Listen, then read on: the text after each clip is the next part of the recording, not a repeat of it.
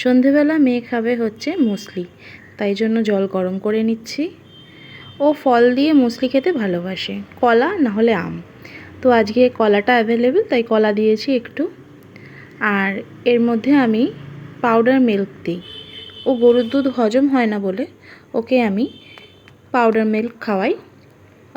Amul spray এটাও খায়। এটার সাথে ওকে আমি মুসলি দেব। জলটা একটু উষ্ণ গরম হচ্ছে, বেশি গরম করি না। মুসলিটা দিয়ে দেব। আমি এর মধ্যে কোনো রকম চিনি অ্যাড করি না, কারণ ফলের একটা নিজস্ব মিষ্টত্ব আছে।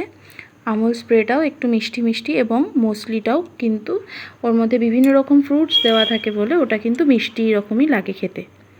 আর আমার মেয়েও চিনি খেতে খুব একটা পছন্দ করে না, ওই জন্য আমি এটা নিয়ে যাচ্ছি গরম করে। নিয়ে চলে এসেছি। ও এখন ঘরে বসে আঁকছে, তাই জন্য আমি খাবারটা নিয়ে আসলাম। ওকে ঘরেই বসিয়ে খাওয়াবো তাই। ও রং করতে খুব ভালোবাসে, তাই জন্য ওকে আমি এরকম ছোট ছোট বুক কিনে দিই, যার মধ্যে ও রঙগুলো ভরে।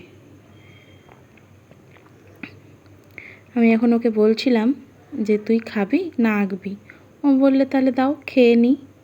খাওয়া ওর মোটামুটি হাফ হয়ে গেছে এবং রঙটাও পুরো হয়ে গেছে। তোমরা দেখে বলো তো বন্ধু, কেমন লাগছে রঙটা? বাচ্চা মেয়ে নিজে থেকে যা করে সেটাতেই আমি হ্যাপি। ওকে যদি কেউ খুব অ্যাপ্রিসিয়েট করে ওর খুব ভালো লাগে। আমি একটু আজকে সন্ধেবেলা রেডি হয়ে যাচ্ছি বাজারে, কিছু জিনিস কেনার আছে। আমাদের বাড়ির সামনে পল্লীশ্রী কালী মন্দির আছে।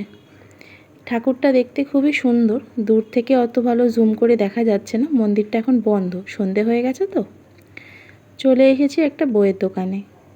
বই নেব না, ওর জন্য নেব দুটো স্কুলের খাতা, ছোট ছোট পাতলা খাতা, কারণ থার্ড টার্ম পুজোর জন্য অর্ধেকটা টাইম স্কুল বন্ধ থাকবে। তো জাস্ট ছোট দুটো নোটবুক নিলাম। এরপর যাব কুর্তির দোকানে, সামনেই আমার জন্মদিন। আমার বান্ধবী আমাকে বলেছে কুর্তি কিনতে, সে গিফট করবে, তাই জন্য এই দোকানটাতে খুব রিজনেবল প্রাইসে ভালো ভালো সুন্দর কুর্তি পাওয়া যায়, তাই আমি দুটো কুর্তি নিলাম। চলে এসেছি বাজার করে সংসারের কিছু টুকিটাকি জিনিস এবং বাচ্চাদের জন্য পছন্দের তাদের চিপস। বাজারে গেলে একটাই আবদার, মা হাতে করে কিছু নিয়ে এসো।